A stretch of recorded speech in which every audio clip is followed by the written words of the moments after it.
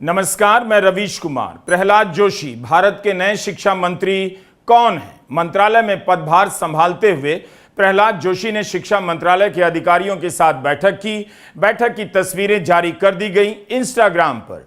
उनका कहना है कि मेरे लिए यह नया सब्जेक्ट है, मैं अपने आप को इससे फेमिलियराइज कर रहा हूं। भारत की जनता भी नए शिक्षा मंत्री से फेमिलियराइज होने की कोशिश कर रही है। ये कौन है, इनकी क्या खासियत है, कहां से सांसद हैं और इनका ऑरा पॉइंट क्या है? क्या यह मामूली खबर है कि अखबार ने इसे भीतर के पन्ने पर छापा है? राहुल गांधी ने कहा है कि एक ऐसे व्यक्ति को शिक्षा मंत्री बनाया गया है जिन्होंने बलात्कार के आरोप में सजा पाए लोगों की रिहाई को डिफेंड किया है। प्रियंका गांधी ने यही बात जब लोकसभा में कही तो कार्यवाही से निकाल दिया गया। खुद प्रहलाद जोशी ने स्पीकर से शिकायत की है कि उनके खिलाफ गलत बयानी हुई है। सांसद प्रियंका गांधी से सत्यापित करने की मांग हो रही है। जो बात लोकसभा से निकाल दी गई वही बात अब सोशल मीडिया में देखी जा सकती है कि कैसे प्रहलाद जोशी बलात्कार और हत्या के मामले में 11 दोषियों की समय से पहले की गई रिहाई का बचाव कर रहे हैं। Something to think about it, the education minister of India, who after all these young people were protesting about the education system, and so many girls are protesting, they've been beaten, they've been thrashed. The BJP puts a man who is a defender of rapists. That's the most filthy type of man. There can be no filthier man than somebody who says that rapists need protection. That is the education minister of India today. It's strange. It's a strange reaction from the Prime Minister that there are so many people in his cabinet.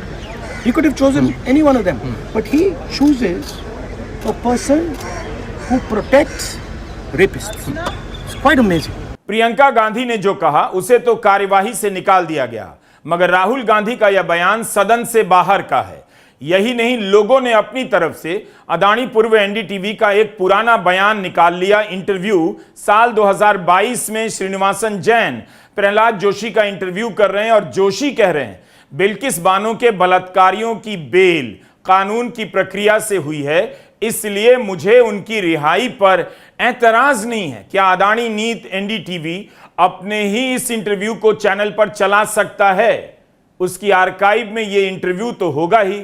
Prahlad Joshi ने Indian express से भी कहा था कि जो भी हुआ है कानूनी प्रक्रिया के तहत हुआ है। जेल में उनका व्यवहार भी अच्छा पाया गया। उस समय भी प्रहलाद जोशी मोदी सरकार में मंत्री थे। 15 अगस्त 2022 के दिन 11 दोषियों को रिहा किया गया, जिन्हें बिल्किस बानो के साथ बलात्कार और उनके परिवार के 14 लोगों की हत्या के मामले में सजा हो चुकी थी। 14 साल जेल काट चुके थे। इस रिहाई को बिल्किस बानो ने जब सुप्रीम कोर्ट में चुनौती दी तो 1.5 साल बाद जनवरी 2024 में इनकी रिहाई रद्द कर दी गई। सभी 11 दोषियों को वापस जेल भेजा गया। सुप्रीम कोर्ट की जस्टिस बीवी नागरत्ना और जस्टिस उज्जवल भुयान की बेंच ने कहा गुजरात सरकार को इनकी रिहाई पर फैसला लेने का कानूनी अधिकार ही नहीं था, क्योंकि सुनवाई और सजा महाराष्ट्र में हुई थी। इनकी रिहाई की मंजूरी अमित शाह के गृह मंत्रालय के एक पैनल द्वारा दी गई, जिसमें इनके कारावास के अंतराल और अच्छे बर्ताव को देखते हुए जल्दी रिहाई पर हामी भरी गई। जब ये रिहा हुए तब वीएचपी के लोग फूल माला लेकर गए, लड्डू बांटे। बाद में बीजेपी के नेता भी इनमें से किसी एक के साथ मंच पर नजर आए। यह सब मीडिया की रिपोर्ट में आपको मिल जाएगा। जेंजी को भारत की इन खबरों को रिवाइंड मोड में जाकर देखना चाहिए, तभी पता चलेगा कि जब वे बड़े हो रहे थे तब किस तरह से पत्रकारों और उमर खालिद जैसे छात्रों को जेल में डाला जा रहा था और